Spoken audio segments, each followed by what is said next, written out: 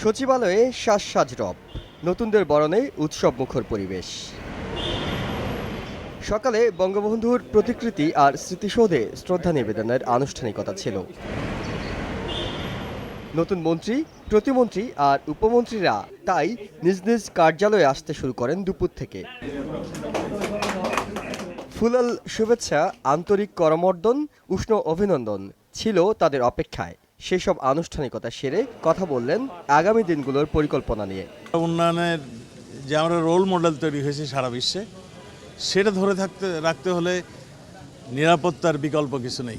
মাননীয় প্রধানমন্ত্রী যেই নির্বাচন ইস্তেহার ঘোষণা করেছেন সেটা বাস্তবায়নের জন্য এবং আমাদের চলমান যেগুলি রয়েছিল প্রজেক্ট, সেগুলি বাস্তবায়নের জন্য আমাদের যা যা করণীয় আমরা করব। প্রশাসন অত্যন্ত গতিশীল হবে, অত্যন্ত দক্ষ হবে এবং জনবান্ধব হবে, যাতে করে গ্রামের সাধারণ মানুষ পর্যন্ত এই জনপ্রশাসনের সমস্ত সেবাগুলো অত্যন্ত সহজ সাবলীলভাবে পেতে পারে। আমি মনে করি good governance is the big challenge. আমি ব্যক্তিগতভাবে চ্যালেঞ্জ নেওয়াতে বিশ্বাসী। কারাপশনের জিরো টলারেন্সের কথা নির্বাচনী ইস্তেহারে মাননীয় প্রধানমন্ত্রী ঘোষণা করেছেন। সরকার খুবই আন্তরিক, প্রাইম মিনিস্টার সব কিছু মাথায় রেখেই এই সিদ্ধান্ত তিনি নিয়েছেন।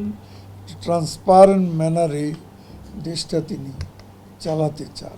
গত 10টি বছরে সরকারের যত অর্জন, সেই অর্জনকে, বিশেষ করে এই মন্ত্রণালয়ের যত অর্জন, সেগুলোকে আরও সুসংহত করা এবং যেখানে আরও যা কিছু করা প্রয়োজন সে কাজগুলো করার ক্ষেত্রে আমরা আমাদের সর্বাত্মক প্রচেষ্টা চালাবো। মেধা, মনন, দেশাত্মবোধের সমন্বয় ছাড়া দেশ পরিবর্তন করা সম্ভবপর নয়।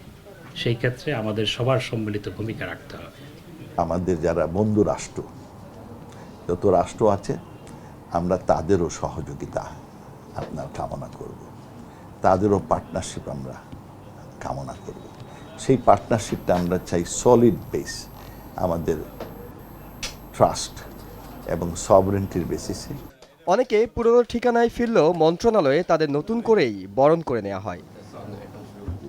আগামী দিনে সরকারের সামনে নানা চ্যালেঞ্জ, আর এই কাজটি সামনে থেকে যারা নেতৃত্ব দেবেন তারা বলছেন প্রতিশ্রুতি বাস্তবায়ন করতে হলে উন্নয়নের ধারা অব্যাহত রাখার পাশাপাশি নিশ্চিত করতে হবে সুশাসনও। এহসান জুয়েল, সময় সংবাদ, ঢাকা।